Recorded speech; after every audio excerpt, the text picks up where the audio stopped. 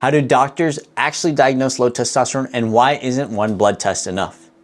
Diagnosing low testosterone is not about a single number. It's about identifying a pattern, understanding the source, and placing it in the right context. Testosterone is part of a communication loop between three main parts of the body: the brain, which sends the signal, the testicles, which make testosterone, and then you have the rest of the body, which feeds back information through sleep, stress, weight, metabolism. If any part of that loop is under stress, testosterone output can change.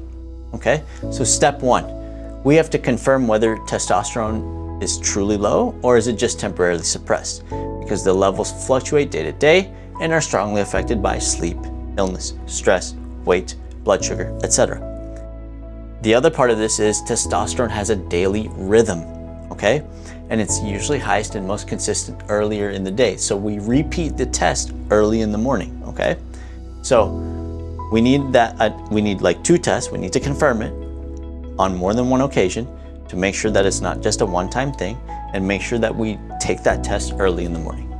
Step 2, figure out where the signal is breaking down. Doctors look at the control hormones when it comes to testosterone. The hormones from the brain that tell the testicles what to do. And there are 2 main ones, okay? LH, luteinizing hormone. This is the brain's direct signal telling the testicles to make that testosterone. And then there's FSH, follicle stimulating hormone. This supports sperm production and helps confirm how the testicles are responding. Looking at testosterone together with LH and FSH tells us where the problem lives, okay? So if testosterone is low and LH is high, that means the brain is sending a strong signal, but the testicles are not responding. This is what we call primary hypogonadism. Big word, I know. But basically what you need to know on that is the issue is at the testicles, okay? That's the primary source. Now, if testosterone is low and LH is low or normal, the brain is intentionally turning the signal down. This is called secondary hypogonadism. Another big name, very similar. But here, the issue is higher up in the control system. So it's in the brain.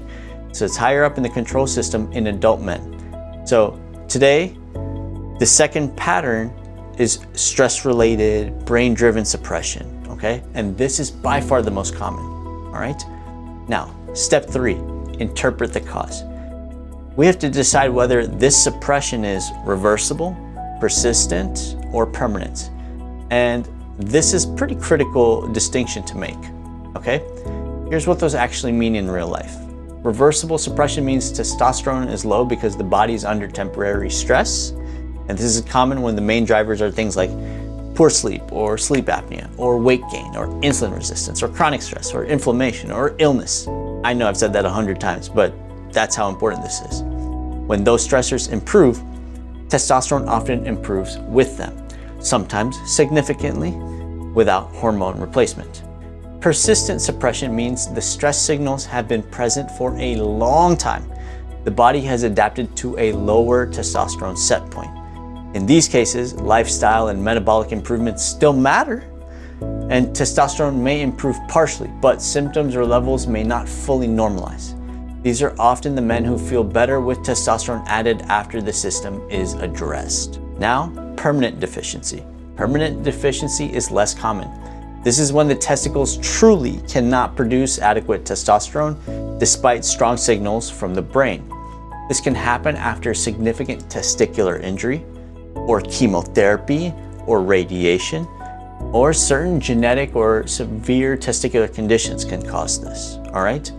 So if we don't make this distinction, we risk either labeling a reversible problem as lifelong or delaying treatment when replacement is truly needed. So understanding which category you're in guides the right plan and prevents unnecessary fear or unnecessary treatment. Remember, a testosterone number is information. Diagnosis comes from understanding the pattern, the source, and the context. Dr. Merchant.